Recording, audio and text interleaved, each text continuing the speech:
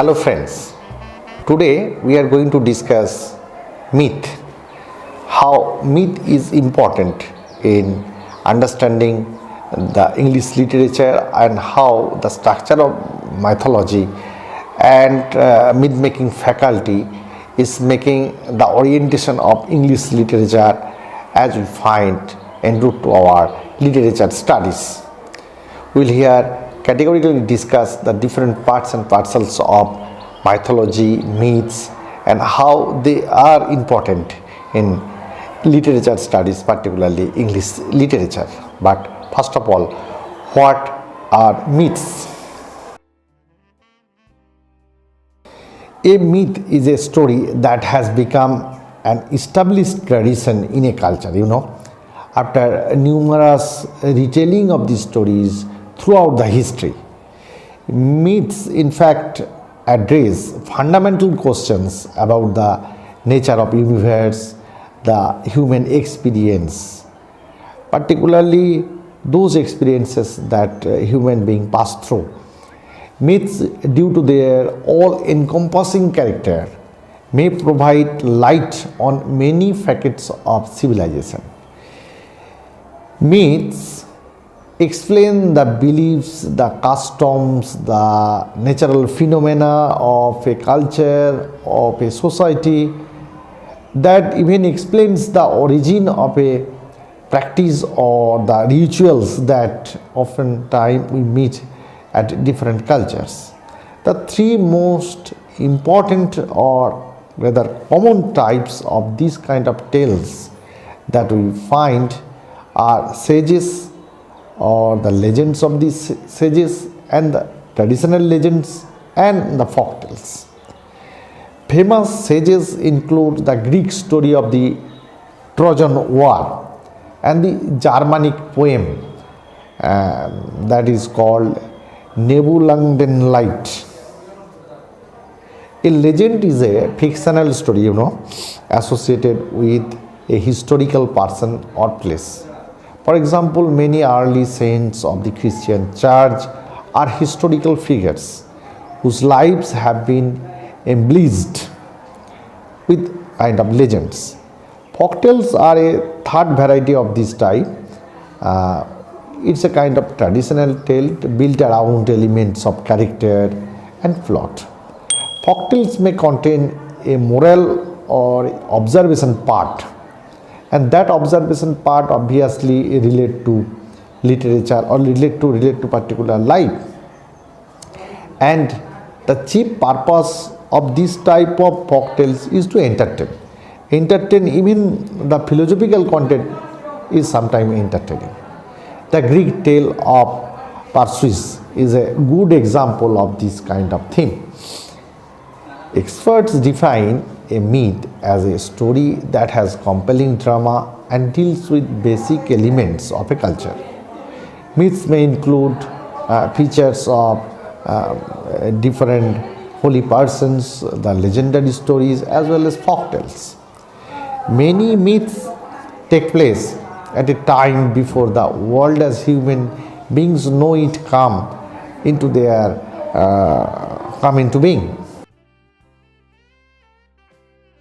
The fundamental differences between myth and reality is that myths are stories or beliefs that are passed down from generation to generation, even through tradition, and are not based on fact or evidence. Most of the time, they are larger than the facts or evidence, while reality or realistic story is based on fact and evidence that can be verified through observations, through scientific experimentations or such things.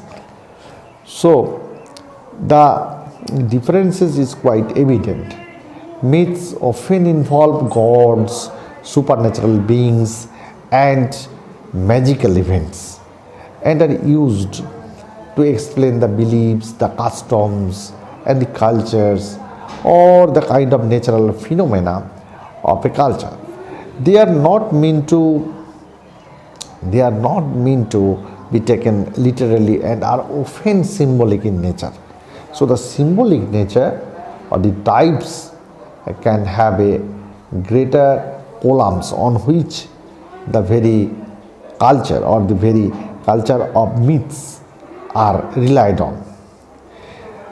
But if we extend the meaning of the reality, is kind of a empirical evidence that on whose pillars the realistic stories are based on. The verified facts, the scientific observations, experimentations, all are the pillars by which these kind of stories or the happenings are being relied on. So the facts and objective truth are the two pillars on which the empire of realistic observation or realistic stories or the realistic historical facts are relied on. But we can have some metaphorical meaning somewhere, but based really reality, the basic reality is always maintained there. Again, myths are often used to explain things that are not understood by people through a symbolic way, while reality is the understanding or understandable things that are observable and that can be explained in a plain, lucid language. One final argument can be that myths are often passed down through oral tradition, while and those oral traditions somehow kept for 1000 years or more. Later it was being copied in words, but reality is no such legacy. In short, we can say myths are stories or beliefs that are symbolic and metaphorical, and the very meaning can be taken literally, and reality you can find out the evidence, the base structure is there in the observation part, in the experimentation part.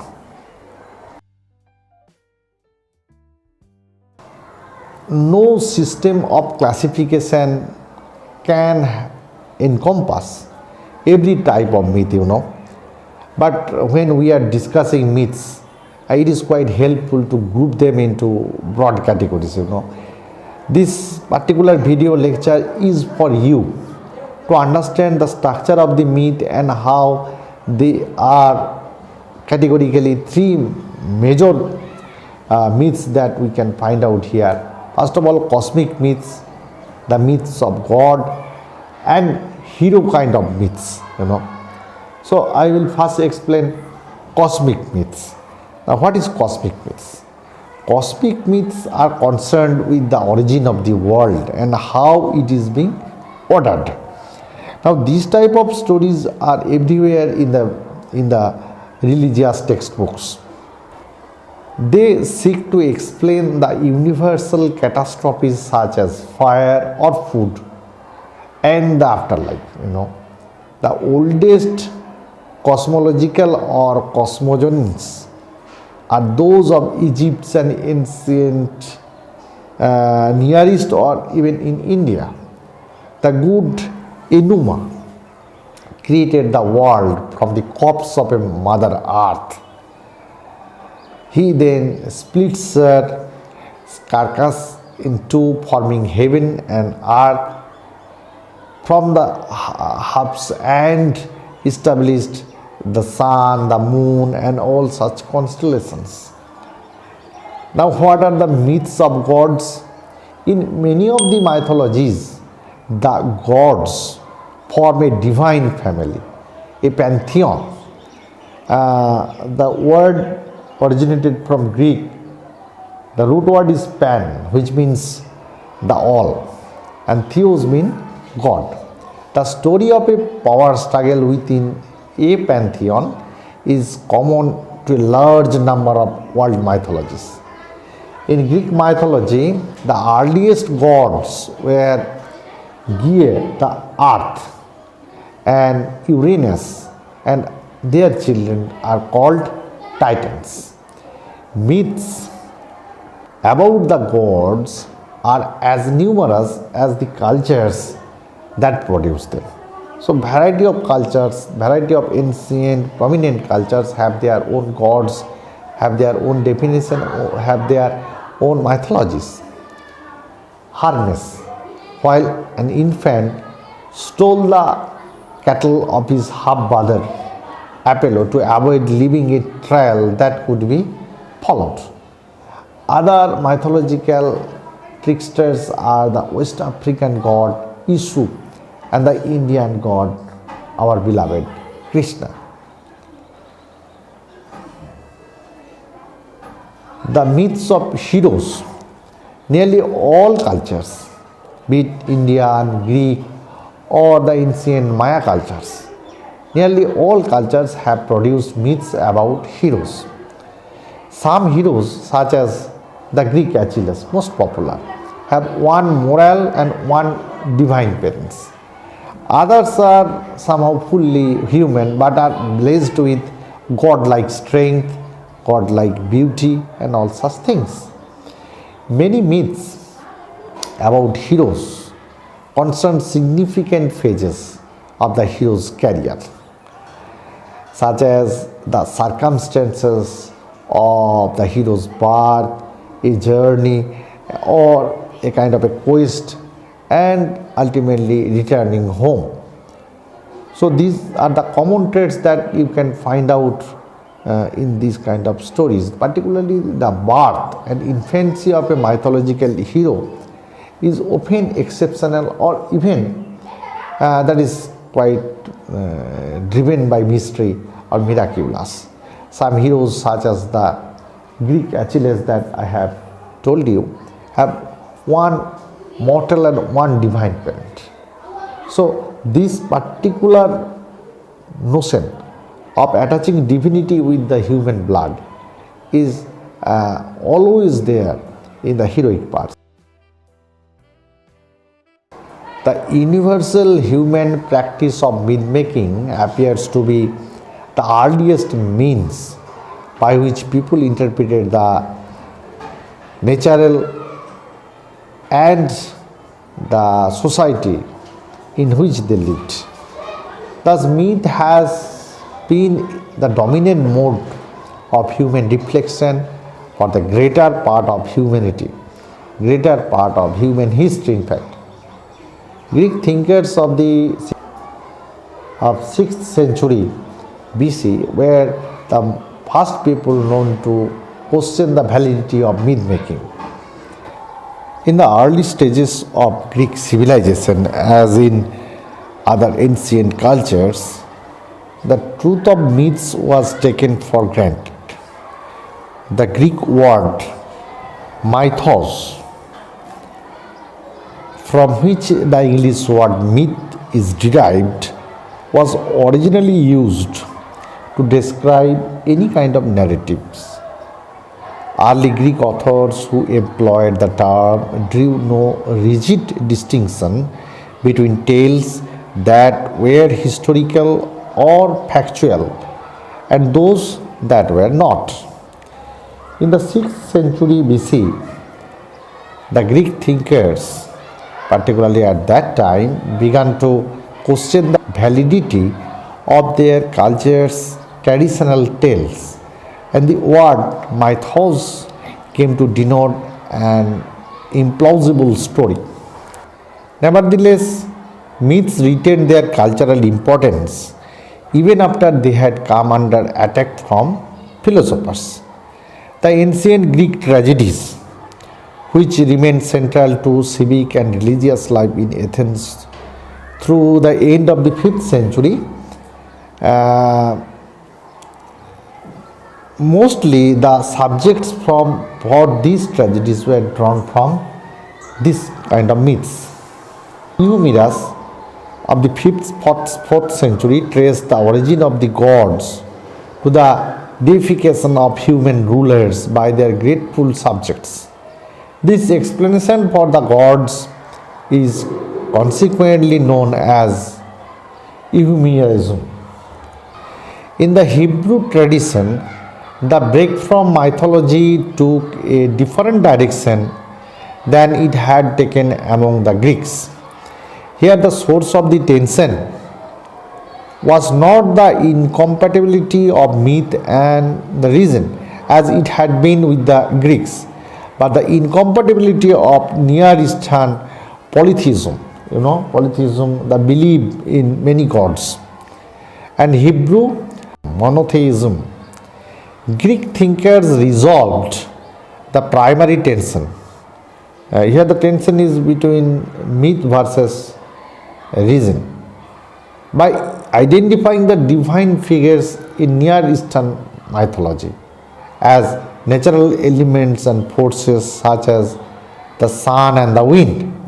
The Hebrew Bible resolved the primary tension, that is polytheism versus monotheism, by concentrating on the role of a supreme God and by minimizing or eliminating the roles of all other characters who could be considered divine. In the Middle Ages, 15th century, allegorical interpretations of the ancient myths predominated. Even the works of the ancient Roman poet Ovid, whose writings about the pagan gods were famous for their irreverence and moodiness, received allegorical interpretations. So the myth or the mythical stories become allegorically filtered, or rather, the interpretations of this mythology were hard drawn from allegories to form allegories. Mythological interpretations in the Renaissance time, 14th to 17th century, continued the allegorizing approach of the Middle Ages. During the age of Enlightenment, that is 17th to 18th century, with its emphasis on rationality, the allegorical interpretations of myths fell into disfavor.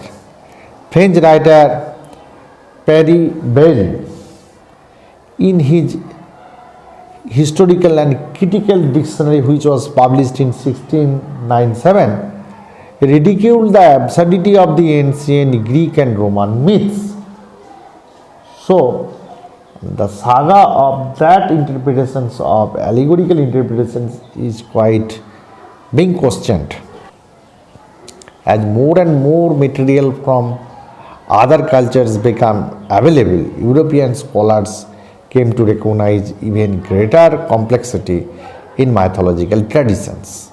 Especially valuable was the evidence provided by ancient Indian and Iranian texts such as the Bhagavad Gita and Jain Avesta.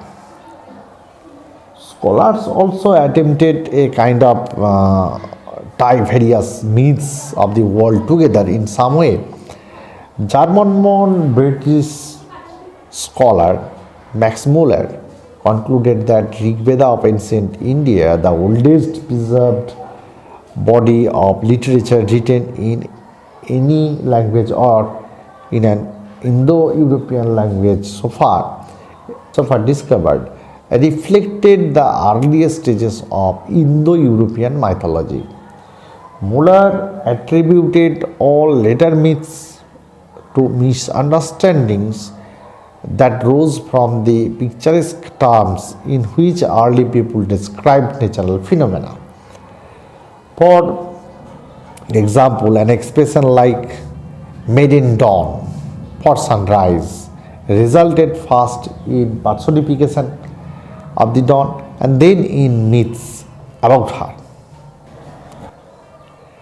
Later in the 19th century, the theory of evolution put forward by English naturalist Charles Darwin heavily influenced the study of mythology. Scholars excavated the history of mythology much as they would excavate fossil bearing geological formation, for relics from the distant past. In the 20th century, investigators began to pay closer attention to the content of narratives themselves. Austrian psychiatrist and psychoanalyst Sigmund Freud held that myth, like dreams, condense the material of experience and represent it in symbols.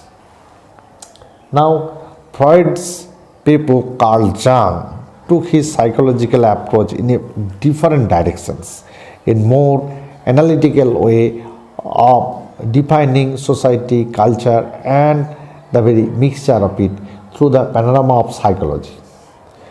What is clear is that myth making is an extremely varied and complex human activity. As in other creative activities, an enormous number of social, environmental, and personal factors came into play that make it difficult to summarize or explain myth making from a single vantage point. While every theory offers something illuminating and something useful to the understanding of some myths, but it seems quite unlikely that everyone will ever devise a theory that accounts for every type of tale that is classified as myth. Mythology has exerted a pervasive influence on the arts in all parts of the world from the earliest times. In the Americas, in both North and South, people expressed mythological themes using materials such as sand or the stone. In Oceania, wood was a preferred material used to create sculptures and masks. The indigenous people of the Central and South America used ceramics for funerary urns and sculpture of gods and mythological figures. In ancient Europe, the mythological themes mostly interpreted the common themes or the variety of the common strata of people, including stone, wood, metal. All these forms of media is being represented as a form of telling the story of a culture through mythology. Some of the richest artistic traditions involved defining mythology are found in the cultures of West Africa particularly. Particularly prominent in sculptures are the Nomo, essences or the celestial twins, whose representations can be studied both in the way they can have changed over time and in the way they vary across cultures. Despite the artistic value of the pieces inspired by myth, it is misleading to isolate the art objectives or the art objects of myth making cultures from their religious and intellectual context. The statues and masks of the Dogon people, for example, do not exist primarily to satisfy an aesthetic impulse, but to serve as instruments in a religious act. Even apart from cultures in which myth making is bound up with rituals, myths have provided a wealth of material for the writer and artist since the beginning of recorded history. The divine characters employed by Homer in his epic, principally Zeus, Hera, Athena, Aphrodite, Apollo, and Ares, became the common property of poets throughout antiquity. In addition, Greek writers of tragedy drew upon the traditional body of myth to create such human characters as Agamemnon and Clytemnestra. Antigone, in the play of the same name by Sophocles, and Electra and Euripides. These are all examples. God have also provided inspiration to many visual artists through the centuries. As an ideal of masculine beauty, Apollo figures in most of the prominent artworks that we often find at that period and even thereafter. The most famous representation of Apollo is the Apollo Belvedere, an ancient Roman sculpture copied from the Greek original. In literature and music, the depth to mythological themes is equally pronounced. Antigone, daughter of Oedipus, becomes famous in the play of Sophocles, which portrays the conflict between obedience to the laws of the state and to the higher laws of the gods. Among those who later used themes from Heart, Life are French playwright Jean Cocteau and Jean Anouilh and German playwright Bertolt Brecht. Electra, the unhappy daughter of Agamemnon, who seeks to avenge her father's death or a kind of murder, has been the subject of plays by French playwright Jean-Paul Sartre. And American playwright Eugene O'Neill Mornings becomes Electra, which was published in 1931, and of a celebrated opera by German composer Richard Strauss. It is no exaggeration to say that art, music, and literature throughout the world would be unimaginably different without the influence of mythology or mythical characters. There are several ways to locate myth in literature. Look for stories that involve gods or supernatural belongings or supernatural beings. Many myths feature gods, goddesses, and other supernatural beings who plays a central role in the story. Look for stories that explain the origin of things. In many of the mythological stories that relate to the origin of us, origin of our civilization, origin of our culture, and all such natural phenomena. So the world, so the creation of the world, the creation of the seasons, and all such things make a formation of these mythological stories. Even we can look for the stories that explain cultural beliefs or customs. Many myths that are used to explain cultural beliefs and customs, such as why certain things, certain rituals are being performed, why this cultures is being performed by the artists or by the citizens or by the very tradition it is being followed. So if we look all those things, we can easily find out the very mythological story underneath. Now even we can look for the stories that have passed down through oral traditions. In fact, any of the myths which are first orally transmitted from generation to generation, then it is being copied into written text. So each and every mythological story might have a oral version of retelling that story. Now even we can look for some kind of morals or lesson in the stories. In this morals or lesson, the mythological stories want to teach us, want to instruct us to lead the very life of us. So if we can find a strong moral or lesson, then probably it may contain some mythological references.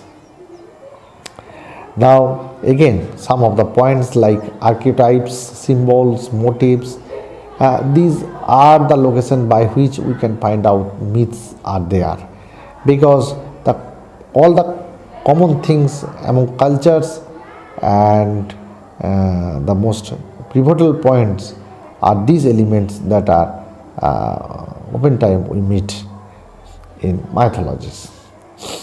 Now if we are reading some of the text of literature that are based on existing myths, particularly Indian, Greek or Roman myths, we can easily locate that the story that has been modernly told might have its origin in mythology. Now there are so many of the examples of myths. The story of Greek god Zeus. In the myth, Zeus is portrayed as a powerful and mighty god who leads the Olympian god in a battle against Titans, who were the previous generations of gods. The Titans, led by Cronus, had been oppressing the Olympians, and Zeus sees it as his duty to overthrow them and restore order to the world. Now throughout the story, Zeus is depicted as a brave, cultured, and a cunning leader who uses his power of thunder and lighting to defeat the Titans. This represents the idea of good triumphing over evil, as Zeus is seen as a positive and just god, while Titans are portrayed as cruel and selfish.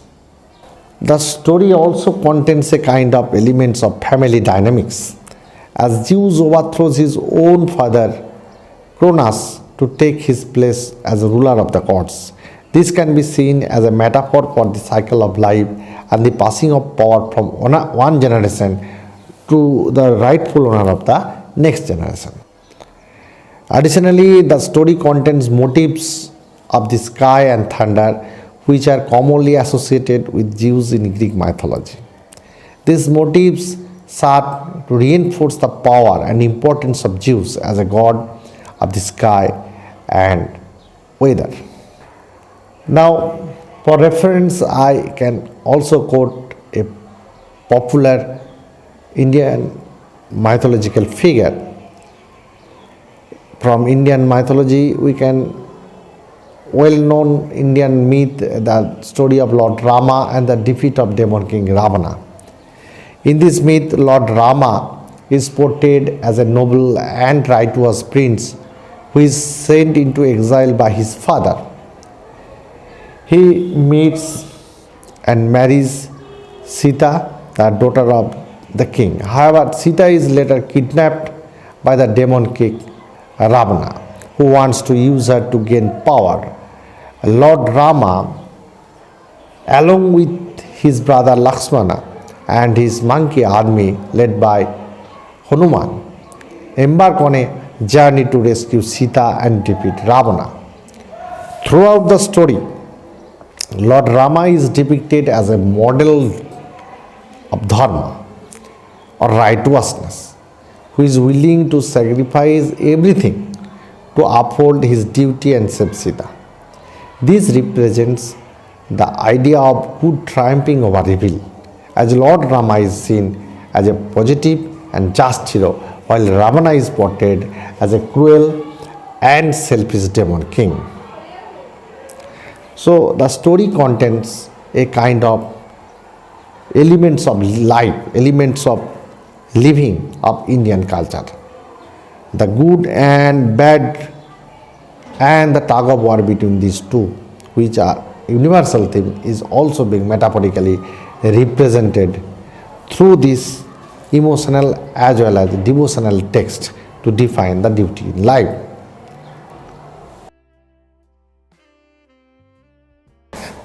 So, in conclusion, I can say the reading of the mythology or understanding the very fabrics, the very qualities by which the mythological writings can be interpreted, can be understood, is quite a fanciful study for literature students, because in literature everywhere there is a myth lying, and everywhere in a literature the sum total of the cultural values which are represented through myths can be represented in literature in different kind of forms. So locating those myths and identifying them with its proper meaning, proper understanding, is a great critical study for any literature students. So with that hope that you will venture into the studies further on this topic, I will say goodbye for now. Like, share, comment and obviously subscribe to my channel. Bye bye. Thank you.